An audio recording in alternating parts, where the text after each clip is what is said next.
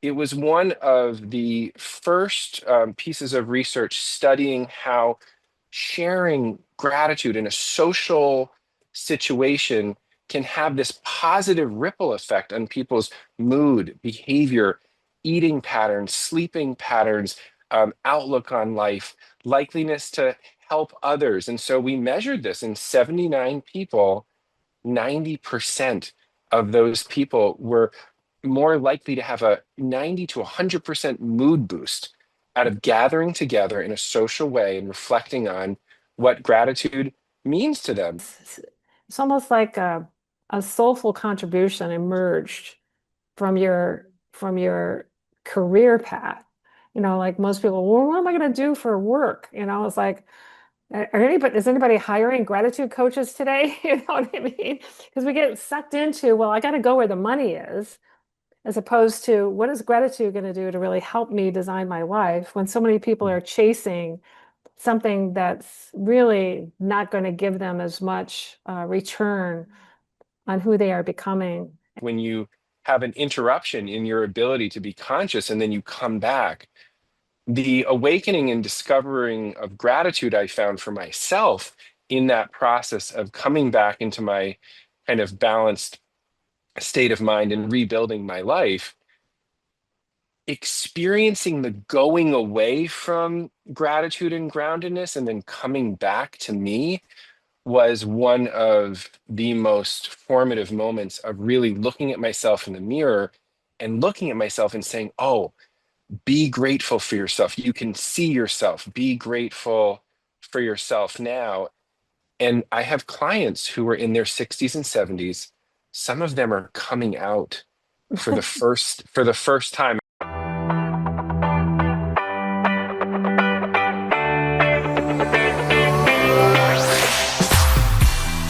It's my great pleasure to have my guest with me today, Noah Gabriel Press McIntyre. He's been a soul brother of mine, a little disclaimer, for many lifetimes. And I'm really grateful that he's with me here today because he has a great message to share. And I can't wait for you all to hear what's unfolding for this amazing gentleman. So welcome, Noah Mm. Gabriel Press McIntyre. Can I just call you Noah today? You can call me Noah or you can call me Noah Gabriel. With my clients, I say my name is Noah Gabriel. I use he, him pronouns or he, him, hey girl, hey. I do a lot of work with my fellow queer community. So feel free to freely call me whatever brings you joy in the moment, Renee Beth. Absolutely. Well, I'm really grateful. And you are the gratitude guy. I think discover gratitude. It's like you took that on as a personal purpose a while ago. Could you tell us a little bit about how gratitude came in? Because today we're going to talk about gratitude, the movement, the stories, the ways in which people are receiving and sharing gratitude. But it all started with a vision that you Mm, had a while back. So why don't we start with what mm, happened and when were you? Where were you? And what unfolded for you about gratitude? mm. Thank you so much for the opportunity and just honoring all of our ancestors and elders and relationships that brought you and I together. There's so much appreciation and acknowledgement, and that I can express. And in what we talk about today, may that be an expression of appreciation and gratitude and joy. And when have I not experienced gratitude? I believe that it was something that I had the gift of being born into a family that was really diligently and consciously practicing things like gratitude and mindfulness.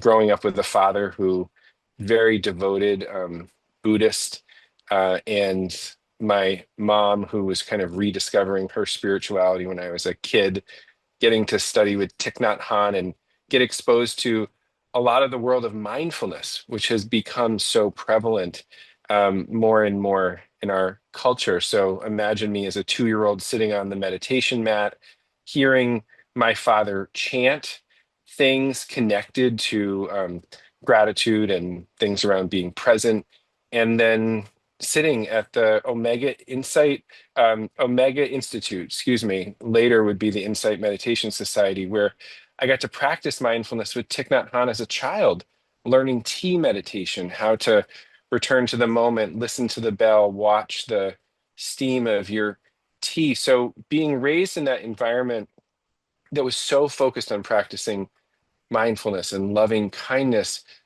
the curiosity around the words thank you and gratitude and thankful showed up pretty deeply for me when I was studying at a Buddhist retreat center with my family called Tara Mandala. And we were in a circle around a fire with my other teacher, Cherokee medicine woman, Sparky Shooting Star. And she talked about how the most important words we could say in our lives are thank you, I love you, please forgive me, I forgive you, I'm sorry, I miss you, thank you, I love you. She would always say, what are the thank yous and the I love yous that you need to say before the end of the day? And that was me at 15 being exposed to those sacred conversations. And it tapped into something that I was already gravitating towards and had the gift and the privilege of being kind of born into that spiritual environment. So there's a lot of different places, Renee Beth, where I've tapped into my experience of gratitude. And in this moment, as you asked the question, those were the things, those were the moments that I remembered right now. Absolutely. Well, I can't even imagine how my life would have been different had I had that kind of exposure at age 15.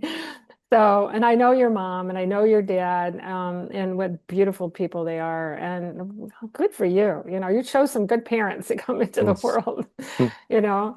And it's Mm. also a lot of times, you know, it's what you've done with it. So those seeds were planted at age 15, but was your life always, you know, was the track always about that, or did you have to rediscover it and rediscover it? And, you know, eventually, I mean, you actually did research for your master's degree and your thesis on this that had Mm. never, you know, the kind of research that you had done had never been done before, I don't think. Mm. So was that like a straight line, like from 15 all the way to a master's degree on gratitude? Oh, Renee Beth, far, far, far from it. If only life could have been so simple and linear um, as that, you know, awakening to my focus on spirituality, gentleness, spirituality, kindness, loving kindness, all of those seeds that got planted would be a fertile ground and um, kind of ingredients for times in life later that would get very messy and seemingly complex.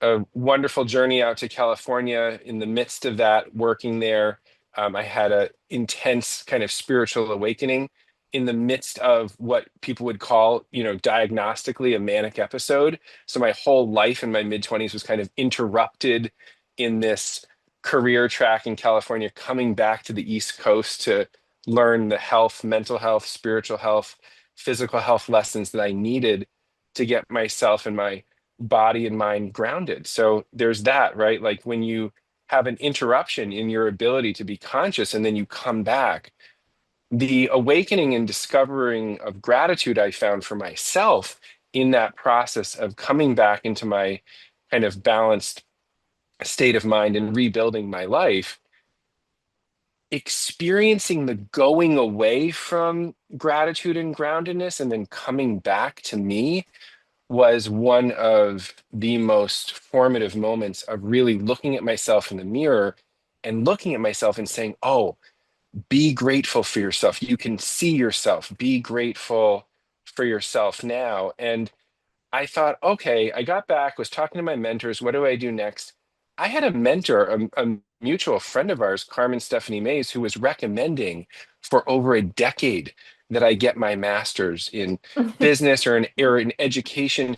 She kept following up with me for probably 15 years almost, maybe 10 to 15 years, until finally I discovered that there was a master's program where I could make my life and my career about studying the positive impact that my childhood spiritual lessons had had on me. And so building a career in natural health and whole foods and building a health coaching business and getting curious about gratitude and how it helps people make behavior change in my health coach training brought me to asking curious questions to you about, well, how can I bring this gift and this passion and this calling into an educational environment in a place where we could really make it real in the world? And I got to start to participate in a program where I got the gift of having you as one of my professors and fellow learners at a graduate institute for transformative learning, which would then, by the grace of a lot of work and you and a team did become part of Antioch University's um, program, Arts and Social Science Masters, individualized Master of Arts and Social Science with a focus on transformative learning, where I got real life experience um, over that time from 2015 until now, hosting and leading, gosh, um, somewhere between 1,500 to 2,000 gratitude gatherings where people come together in a social way and share their joy and gratitude and share the experiences of grief and where gratitude is not present and help each other find ways to make gratitude a part of their lived experience through the support and community and belonging. Um, that is it's so essential. It's such a part of the research. There's been a lot of research done on gratitude writing, personal practices, but the thing that made my research and our work together at Antioch special was that it was one of the first pieces of research studying how sharing gratitude in a social situation can have this positive ripple effect on people's mood, behavior, eating patterns, sleeping patterns, outlook on life, likeliness to help others. And so we measured this in 79 people. 90% of those people were more likely to have a 90 to 100% mood boost out of gathering together in a social way and reflecting on what gratitude means to them. Even 25% of the people we studied, Renee Beth, were more likely to sleep better, eat in a healthier way, the ways that they wanted to just by putting themselves in a positive, gratitude focused social environment. So, noticing the impact that our social relationships can have, not on trying to implement a hard won plan to improve your life, but just by putting yourself together in an environment where you're naturally sharing with people your gratitude and where you need support, that turned into so much progress for so many people. And it continues to have a ripple effect with the work I do in senior centers, mental health centers, designing Thankful Thursday curriculums in high schools, having reading circles for children. This has blossomed into something that has become so beautiful and such a positive ripple effect that whenever I go through the course of my lived experience and day, I'm constantly able to return to the experience of having conversations with people about gratitude. It's not always there, but the opportunity is always there. Right, And I think exactly. that's one of the key pieces. Yeah. Wow. That's amazing journey because a lot of people, it's difficult when you're in dire straits to think about what's working well. What am I grateful for, you know? And Mm, yet when they're in these circles, because I've participated in your Discover Gratitude circles, it's like when one person shares and then the baton is passed to the next and the next and the next. It's like you can feel the energy. It's almost like a resonating frequency in the group mm, is emerging in such an amazing way. So it lifts everyone up, mm, where people start to experience from a spiritual sense, there is no separation. mm, And that love is all there is. And it's mm, definitely tied to gratitude. So I just want to acknowledge you for your research. And when a lot of people, when they start their master's degree or their PhD, or in your case, you're now an author. mm, And you've got so many programs that we'll go into in a little bit, but it's like you had a seed idea and you trusted yourself and allowed yourself to cultivate that seed. You start cross-pollinating with mindfulness and other aspects. And then there was like this, it's almost like a soulful contribution emerged from your career path. Like most people, well, what am I going to do for work? It's like, is anybody hiring gratitude coaches today? You know what I mean? Because we get sucked into, well, I got to go where the money is, as opposed to what is gratitude going to do to really help me design my life when so many people are chasing something that's really not going to give them as much return on who they are becoming. And your story is just a great example of trusting at a deep level and bringing ideas together and witnessing people. And out of that became your research for Mhm. your. So what was the title of your thesis? And oh, by the way, I happen to remember you became valedictorian of your graduating class. I had the gift of giving, it was the speech for the first virtual graduation that we had during, it was right in the middle of 2021, the spring at Antioch. And I got to offer a talk, something that had actually come out of my work with you and one of our other professors, Barbara, about what is your true North Star. And for me, gratitude is my North Star. It's that thing that I can return to. And one of the most important moments where I returned to it when I was sitting with my father in his final weeks of life in hospice.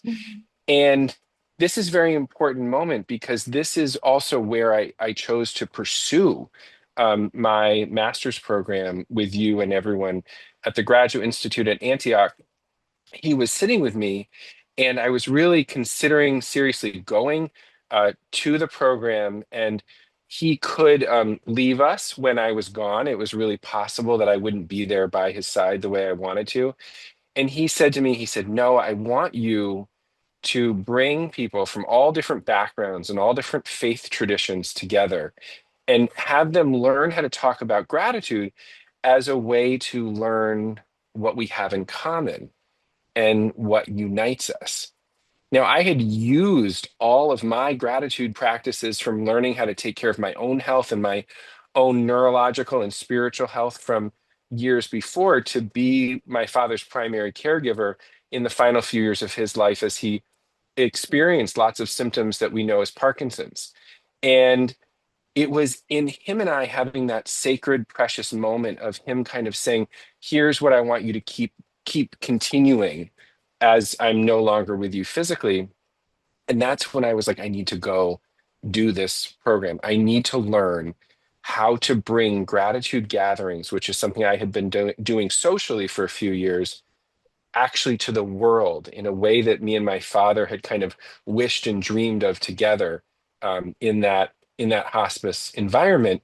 And now, fast forward, I run gratitude gatherings in groups in the nursing and rehabilitation center in Lincoln, Massachusetts, where he lived for the last 4 months.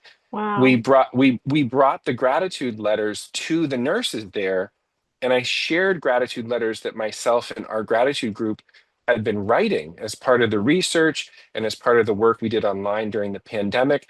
I brought those to the nurses and the activities directors, and they had me come into that center and a few other communities and offer these groups to people just like my father, to bring them together at a time in their life where it may be towards the end of their life, or they may be in a situation where their health was interrupted. And so being able to bring what he and I had started in that space back as a program that I offer as part of their offerings at discovergratitude.org is one of the most precious and sacred experiences of keeping something going. And my life's mission has been to take these things that are so personally impactful and pass them on and make them available for other people. And I give tremendous thanks, one, for myself for staying true to that calling and coming back and listening to the truth inside of me, and also having built so many relationships with people like yourself, my Mm. brother, my sister, my mother, my father, my partner Kumar, my precious Patch, our dog and sister and best friend, my former partners and my best friends, and building these relationships where I keep sharing gratitude so people keep bringing me back.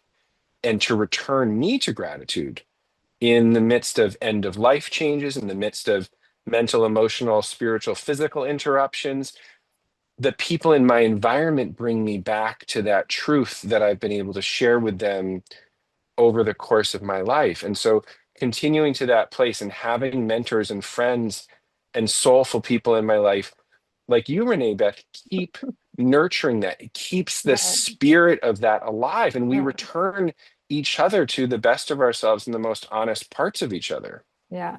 Well, I think we're calling it a movement, right? Because the different communities, whether it's working with end of life, hospice, senior centers, schools, you have been integrating because gratitude is like a common denominator. Everybody can express and appreciate gratitude.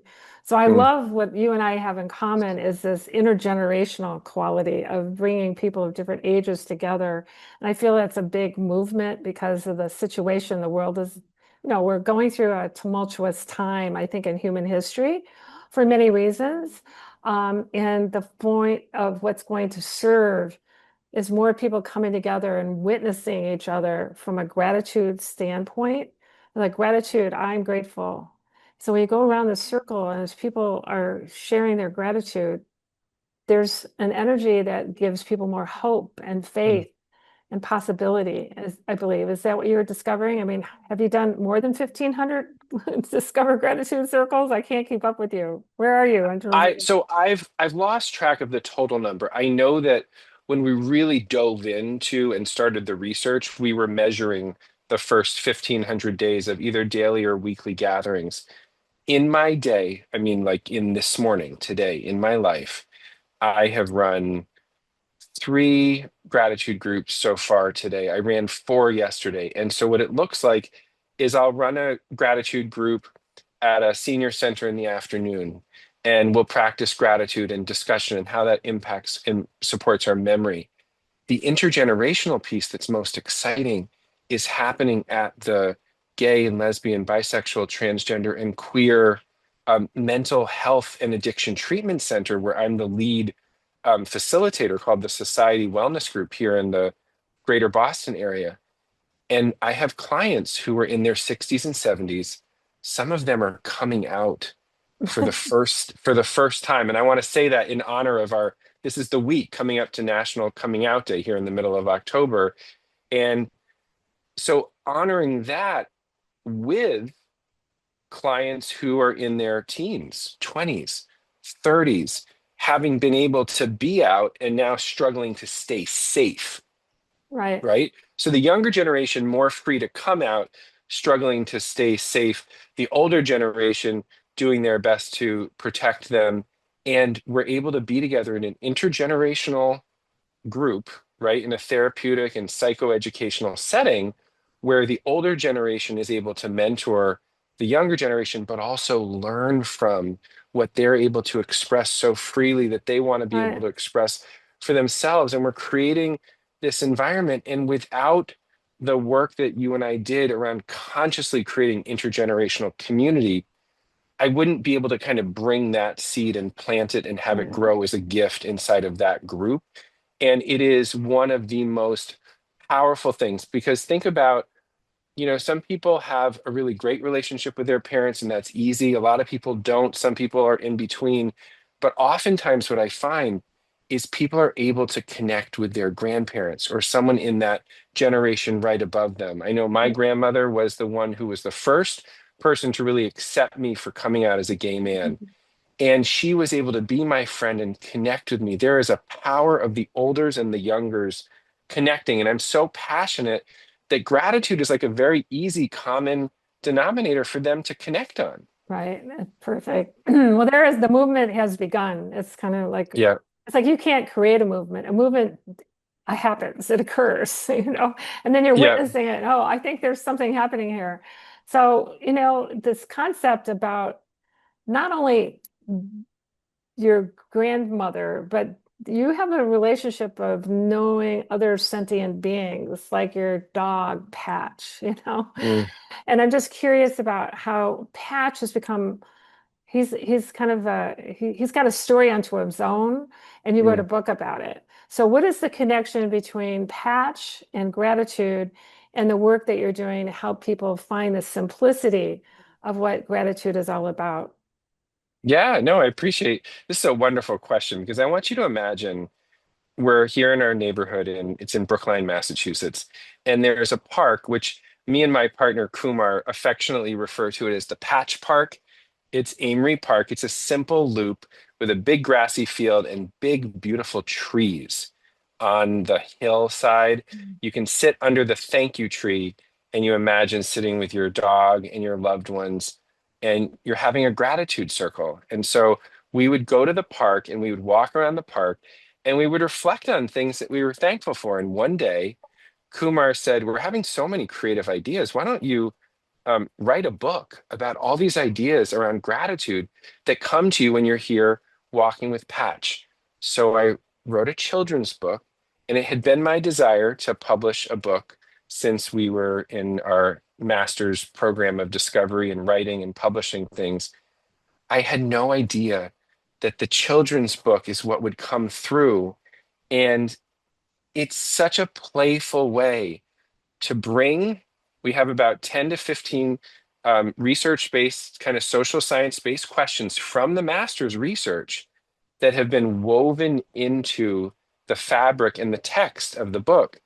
And the art, I'll show you the cover of the book. It's called Discover Gratitude with Patch. And there's Patch. You can see her on the cover. Yep. And there she is. And I know it's a little bit blurry, but here's myself. There's Noah. There's Noah and Kumar, and we're at the park, and it's this beautiful, gorgeous watercolor artwork by our artist who we collaborated with, Ash Analam Badakis. Um, they are an artist in their third year in mass art and design, and we got connected to them through a young adult who was in the original gratitude gathering program, paid program that I was able to offer right after that graduation ceremony. Um, Aries' family came into the program, and eventually, when we were looking for the artist to illustrate our book, Aries would connect us to Ash. And so the connection back to the original gratitude programs and the relationships behind the book Oh, wow. inform so much of the kind of love that's in the book. Every page has a question that we've used in these thousands of gratitude groups. For example, like, where are you on the fun meter? That's a question that my uncle Steve and I talked about in my master's thesis. And it brings alive, like, who are you grateful for, right? Um, what are you grateful for? Where do you go to find places to be grateful? And this book was also co-created with 500 people who I gave a keynote talk at the conference called the Era of Peace Conference in Tucson, Arizona. And they came up to our table and wrote down all of their gratitude ideas and questions. And they were the original people who bought the book to raise money to produce the book. And so all of their questions are woven into Wow. the text That's that we so use. So amazing. so it's like it looks like a simple children's book, but all the ideas and questions come from the research, come from the keynote to people who are from 17 different countries who are coming up and writing questions and putting it on our little gratitude tree. Right. And so we use this book in the senior centers and in the mental health centers to facilitate conversations about gratitude in a very playful and joyful way. And I have children who are 3 reading the book to their, brothers and sisters, and brothers and sisters who are 6 and 7 and 8 reading it to their younger siblings. And even I've worked with neurologists. My mom is living very well with some Parkinson's symptoms. And her neurologist said, "Why don't you read the book aloud for 30 minutes a day to improve your memory?" And there's research now where you read these books aloud and it boosts your memory. So that I have a whole program about that called Be Kind with Your Mind. And we use the book there. We study the positive psychology benefits of gratitude on mental health and addiction treatment, recovery. So every one of the questions in this book is connected to the movement and how it's been naturally arising and emerging in these different places. Wow. Well, that's amazing. I love that because the artwork is beautiful. I love the way the book came together. It's kind of like a lot of people when they look at creativity, they try to line it up like on a linear, you got to do this and you got to do that before you can do this and then you got to do that.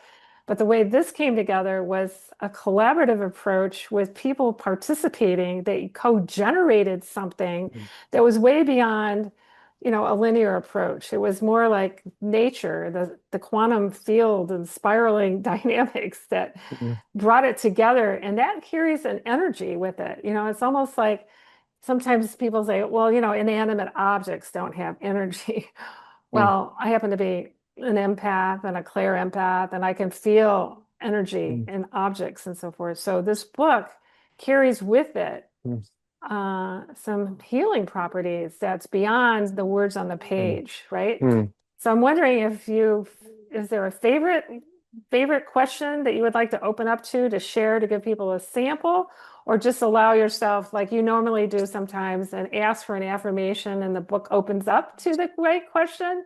I'm just curious, which one would you want to share with us? I'll share the page with you in just one moment because it's probably the most engaging question that it seems like most people kind of get kind of the most out of. Give me one moment. Sure.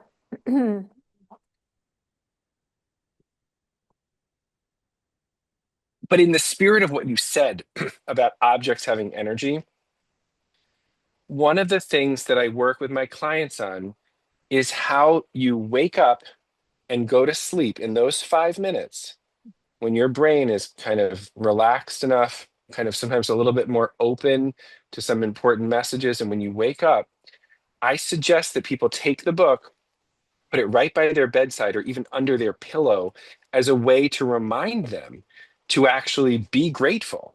And so we'll flip to a page and we'll pick a question here. And um, the question I shared earlier about the fun meter, kind of where are you on the fun meter, Right. Uh-huh. is one of the favorite questions. So you can take a moment to think for yourself, well, where am I on the fun meter? And you'd say, on a scale of 0 to 10, you'd pick a number, and whatever number comes to your mind. And we have pictures in the book that like show little smiley faces people can um, put where it says like, okay, where are you? Where are you on the fun meter? Let me get this in front of me. Come back here. Right, right. Um, we'll get images of the book for you. So I don't know if you can see It's kind of the blurry, but the yeah, pic. right there we can see it. It says Yeah. love, So kind. this, you see love, hugs, kind, and play. So one of the things we do in every gratitude group is you pick a fun 4-letter word. And, 4-letter words, they tend to get a bad rap, is what my Uncle Steve says. So you pick a fun 4-letter word. And so in the gratitude group, most mornings we say, okay, what's your word for today? Where are you on the fun meter? So you can think about, okay, Renee Beth, if you were to say where you are on the fun meter, 0 to 10, like what's a number that just comes to your mind? 7. Okay, so you're at a 7 right now. And if something were to happen in the next moment or some period throughout the day, what would bring you up to an 8? I love I'm at the beach, so I love connecting with the seagulls, like when I'm walking and the seagulls are right there. So Yeah. connecting in with nature. Yeah. So connecting in with nature and the seagulls and being at the beach, right? So you imagine yourself there. And what would be like a word for that? Like, what would be a word, like a 4-letter word or just any kind of fun word that you would use to represent that experience for yourself? Uh, Fun word. I would say uh, it's it's more than 4 letters. Oh, that's fine. Yeah. 4 letters is where we start. Okay, I say exhilarating. Yeah, so you'd have exhilarating. You imagine yourself being at the beach with the seagulls, walking, and you're having this exhilarating experience. So that could be your fun word for today. And at any moment, you can bring yourself back to that image. Seagulls, exhilarating, Uh-huh. feet in the sand. My fun meter's going from a 7 to an 8. A lot of people would say, oh, this is a great mindfulness practice. It brings you back to the moment. And these are so special because these practices were created by the members of our group. And then we got to test them and see, does this really help people's mood, elevate over a period of time?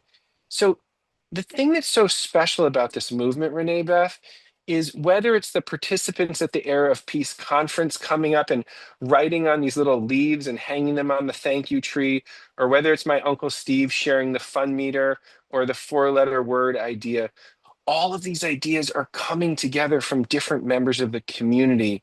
And then Kumar and Patch and I are able to tell this fun, playful love and gratitude story about how our family discovers peace and love and gratitude, but collecting all those ideas from so many people and expressing it together.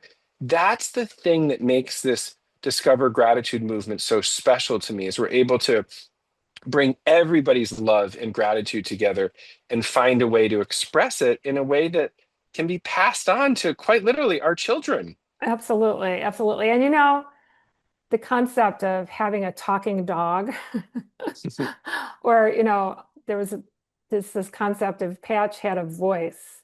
Mm, He does have a voice. It's coming through you. You're like mm, his interpreter, I mean, dogs have, it's like I really love watching animals, cats and dogs and horses, mm, it's like I wonder what they're thinking right now, and I get a mm, sense of what that is. So mm, Patch became a very important piece to this because it brings the childlike quality of who mm, we were as children, perhaps, mm, when we were first playing with our pets and so forth.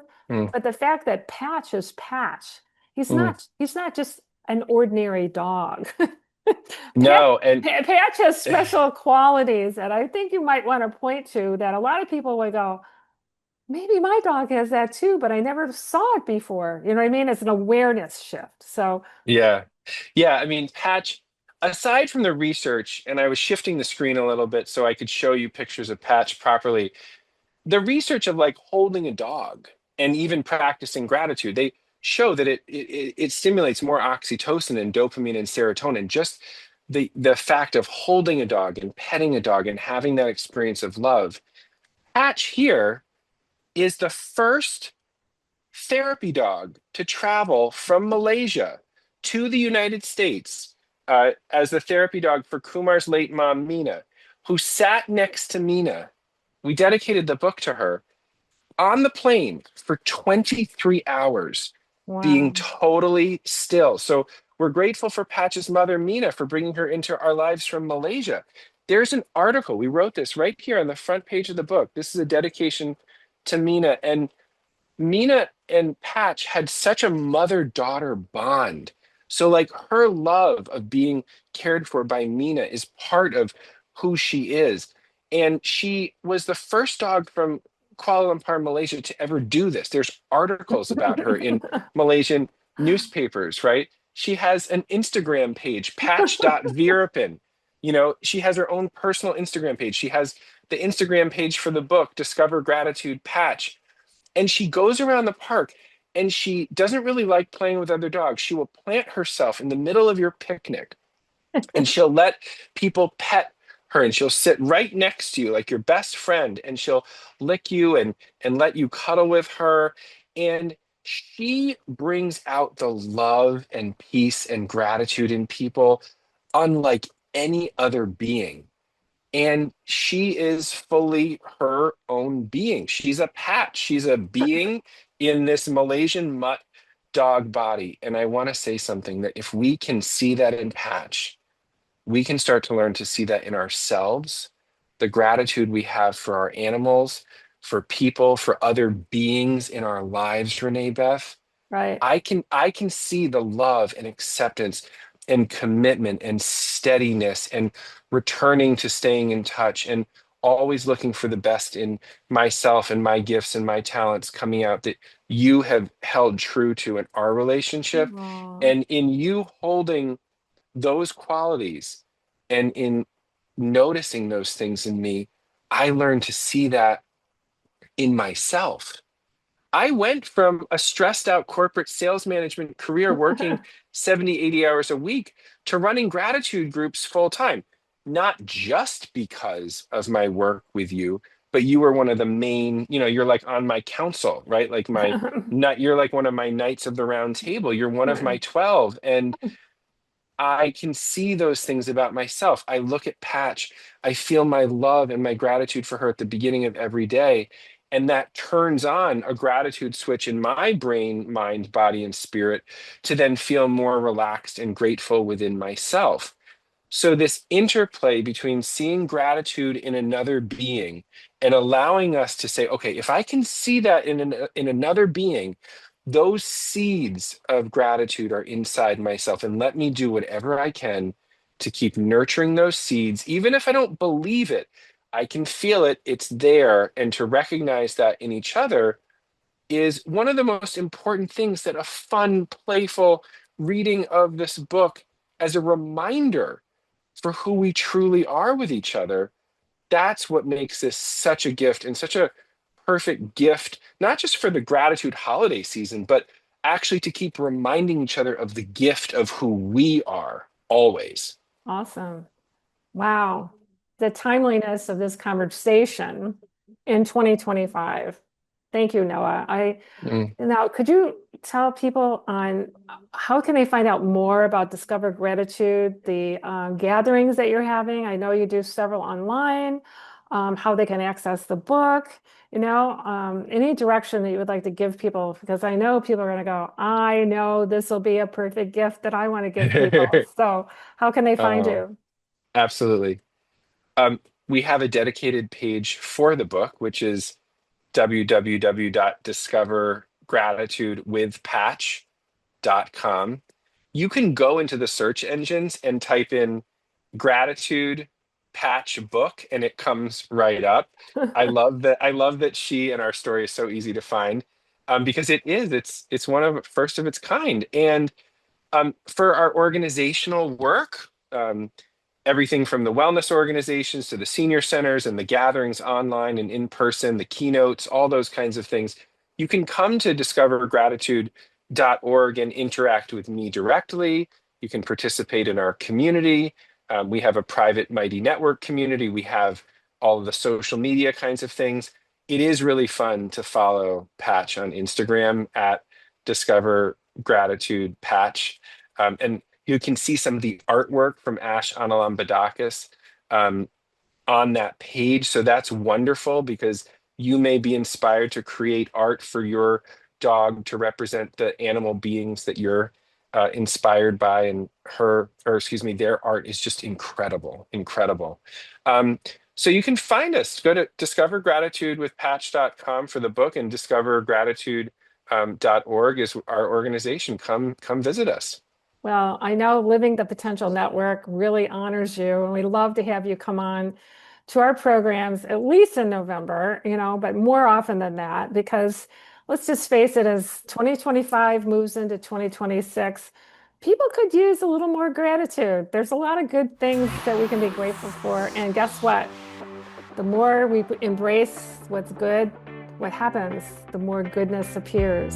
It Mm. just keeps appearing. So I want to thank you, Noah, for being such a bright light and for really trusting yourself to bring forward your personal gifts and talent. I call it your soulful contribution, and that you are a living testament that people can trust themselves to create something that's never been done before. Thank you so much for your time and attention today. And for those of you that are listening, you'll be hearing more from Noah in the upcoming future in Living the Potential. So stay tuned. Thanks again, Thank Noah. you. Thank you so much, Renee Beth.